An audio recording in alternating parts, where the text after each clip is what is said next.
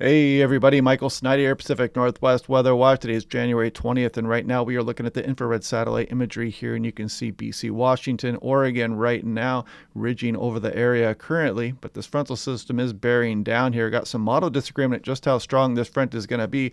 Models are showing some nice snowfalls across the Cascades, British Columbia, and portions on through eastern Washington, Oregon, Idaho, and Montana, but the European wants to spin up a surface low here, some portion of this front, and move it through Washington would bring some locally bigger winds here. Other models are not showing that feature, but the European has kind of latched onto it. So it kind of gives me a little bit of pause here, and I just want to mention it. We'll look at that here in the models in a moment. Now, taking a look at this, we got the king tides on the coasts, so watch out for this Saturday and Sunday. Don't turn your back on the ocean. There's going to be some swell action going on the coastline there, so watch your children, pets closely. Don't turn your back on the ocean, etc.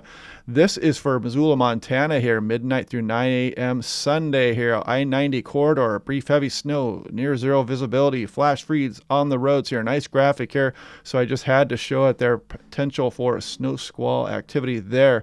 And this is for National Weather Service Spokane. Watch out Highway 2, Snoqualmie Pass, Lookout Pass. You'll really notice the snowfall over the Cascades. And as you go east to Spokane there, maybe a little bit across Spokane as well, out towards Ritzville, just east of there. But watch out for those wintry driving conditions, reduced visibility, especially in the mountains there. Nice graphic from the National Weather Service Spokane. And this is out towards Idaho here. Check out this. Some of the areas around Boise got 3 inches of snowfall here. And you can see some other areas got even a little bit more. Horseshoe Bend there. Not a bad little snowfall here across some of Idaho. So I'd like to point that out. The National Weather Service Boise putting out this graphic here.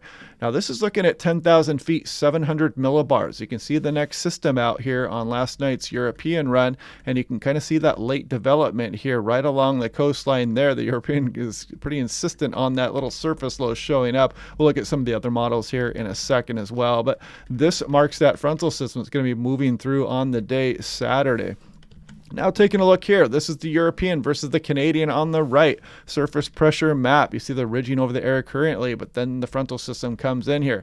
As we go out to about tonight, about 10 p.m., 06Z Saturday, you can see that pretty good agreement here on the position of that frontal system, but then the European wants to spin this low pressure system up. You can see the Canadian has a bit of that lobe here too, but it does not develop it into that surface zone, does not have that gradient here. That's about an 8 millibar gradient between Astoria and just kind of up towards ocean shores here, a little bit further north, Tohola maybe. But you can see that gradient is not as tight here on the Canadian, so that's going to be a big difference in winds. It's actually be a pretty windy solution here, even for Seattle as well, according to the European. So it's something worth watching right now. We're going to watch today, and I'll try to figure that out, but it's kind of interesting showing the European showing that little feature there. Now this is the GFS versus the Canadian here. Put this into motion here. You notice the GFS has a little bit of that development here and kind of a deep, not a bad gradient there, but the Canadian not quite as robust with that gradient, and neither one of them is robust as the European shown there. This would bring some blustery conditions here on the GFS, but a little bit of a trend here if you look closely here according to the GFS. Now this is the NAM 12KM versus the high resolution rapid refresh on the right. This is both the 12Z runs as of this morning. You see both of these models, the high resolutions, do not show that surface low development there, and not a very tight gradient, just very blustery conditions, but just some gusts maybe into the upper 20s. Not a big deal. Now taking a look here, this is the European. This is what it would look like if this came into fruition here. You can see that bent back occlusion here right along the Washington coast. Be locally very windy here, around ocean shores. So it's something worth watching. You can see that burst of wind through the Puget Sound area there as well Saturday afternoon. So just something worth watching for now. And then another weak frontal system going through on Monday, but not as strong as the one we're currently dealing with. This is the European 10-meter max wind gust here on the left. Look at this. You've got 25 mile per hour gusts compared to about 50 in the Seattle metro area there, and even up towards 70 miles per hour for the Washington coast here versus into the low 40s maybe according to the Canadians. So you're kind of seeing why I'm paying attention to this, although the Canadian does show a pretty strong burst of westerlies all the way towards Whidbey Island here as we go on in through Saturday afternoon with some of the king tide action out there. That could be an issue for some areas there in Whidbey Island if that comes to fruition. The European weaker with that westerly surge is more a part of the cyclone here on the 06Z run. Now this is looking at the ensembles here for SeaTac. You can see 45 here on the control run, and some of these ensemble runs do agree here with some gusts even up towards the upper 40s and even 50 miles per hour here. But you'll see that there are many runs that have much lesser winds, just blustery conditions in the 20s, 30s, some of them even lower than that here. So great uncertainty coming up here on this system rolling in here, but the European is kind of on its own with these big winds. No other models are showing these huge winds right now. Now, this is looking at snowfall. You got the high-resolution Canadian on the right, and you got the European here on the left. Put this into motion here. I wanted to point this out, that we could even see some snowflakes on some of the higher hills around the Puget Sound. I would not rule that out completely there. And, just a heads up for that. And there's going to be some pretty good snowfall coming here across the Cascades as well. You can see the European really bullseyeing Mount Rainier again here, but some areas, Snoqualmie Pass getting up, 9, 10, 11, 12 inches. Stevens Pass getting a good shot of snowfall there as well as we go on in through Saturday night into Sunday morning shown there. Now, taking a look at 1 through 3 day overall winter storm impacts, you can see some minor impacts across the Cascades there.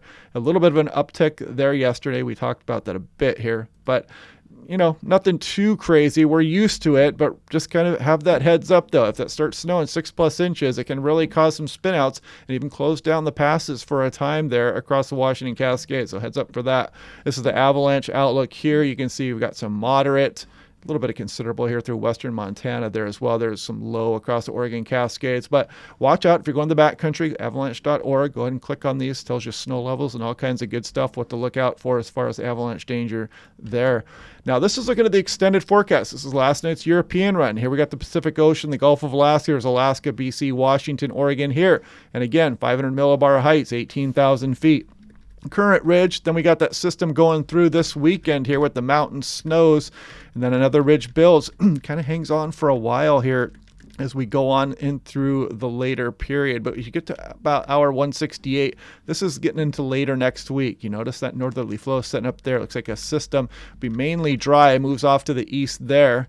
We got this ridge retrograding here and developing here off the Aleutians here, and we start to allow for some colder air. And this would be quite the cold air. This would be a borderline Arctic outbreak here across Pacific Northwest if the European is right. But you notice this is still a ways out there here. You're still looking at end of January here, the 31st. So it's just something to watch still for now. We're just kind of seeing how this develops here.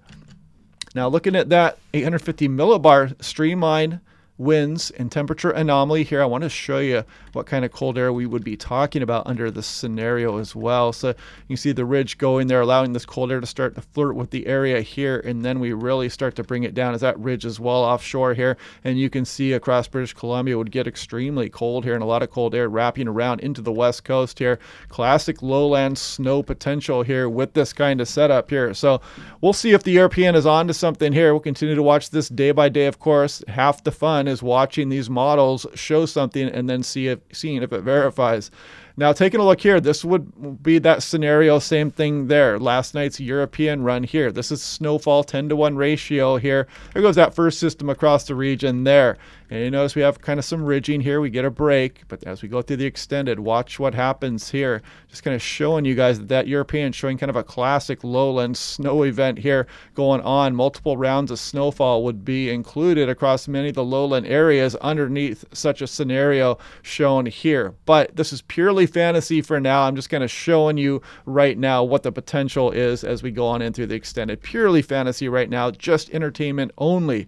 We have a lot to work out. There's many different ways this could unfold, including more of just a westerly storm track into the area and warmer. So, and of course, there could be systems moving down off to the east here that would be much drier as well. So it's very low confidence at this point. It's just kind of a signal right now.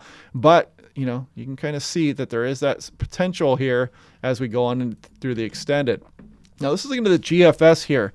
I want to show you guys this because the GFS is getting a little bit wonky here out in the extended as well. You can see the ridging starts to bring a little bit more activity across the Pacific, as you can see here. Once we go up 200 plus hours, does still show some ridging out here, but you can see these systems developing well out over the Gulf of Alaska, over the Pacific Ocean. This would be a much warmer pattern here across Pacific Northwest, more of a windstorm pattern, even atmospheric river, rainy pattern here versus that colder pattern the European has. So that's why you have to take any forecast at this range with a grain of salt right now. But that being said, this is the GFS deterministic run here, and it's a little bit out on its own. We'll take a look at the European ensemble run here now. So there's the first system there. We go through this ridging. We develop this ridging further off here, and you can see kind of the GFS ensemble still has this colder signal here for the western portion of North America with the ridging offshore here and that northerly flow. So that deterministic run kind of might be an outlier there and on its own right now, as the European is showing this as well. Now looking at the Canadian here, this is the Pacific North American Oscillation, the Canadian ensemble. Look at the control as well down in the negative territory here.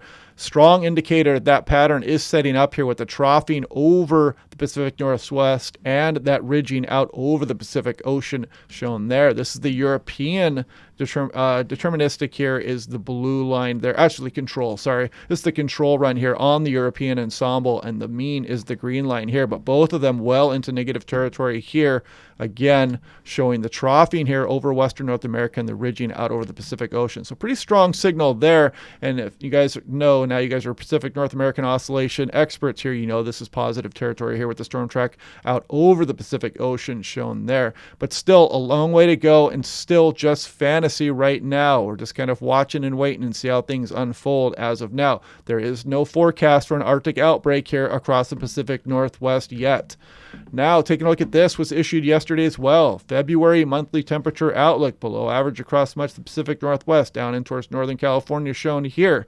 And then you can see the above average precipitation signal here across much of the Pacific Northwest, including Montana there. This was issued yesterday, so just showing it one more time here again today. So anyway, some excitement potentially off into the future here, but it's a long way to go here. But the signal is pretty strong. We just don't know the exact track of that storm track as that moves in. Will it bring a drier, cooler air mass across the region here? Will it take the perfect trajectory and bring snowfall down to the lowlands, or will it set up over the Gulf of Alaska a bit more and warm us up even more here? Or will the ridging remain closer here and, kind of keep us drier across Pacific Northwest as well? All options are possible here as of right now. So anyway, we're just kind of watching things as they come here. But first of all, we have to deal with this frontal system here. Going to bring a nice shot of snowfall across BC, especially the Washington Cascades down through Oregon, Idaho, Montana. Be prepared for winter driving conditions here as we go on in through the day Saturday. It's going to get worse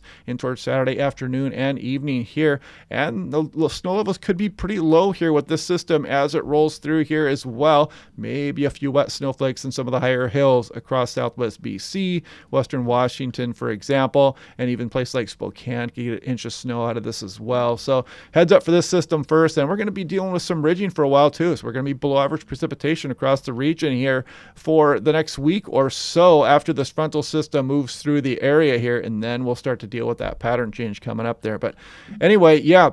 Click like, subscribe. The channel's doing great. I like the tight-knit community here across the Pacific Northwest. Everybody seems to love the weather, and half the fun for me is just kind of watching the models show what's coming up here and seeing how the systems develop according to those models here.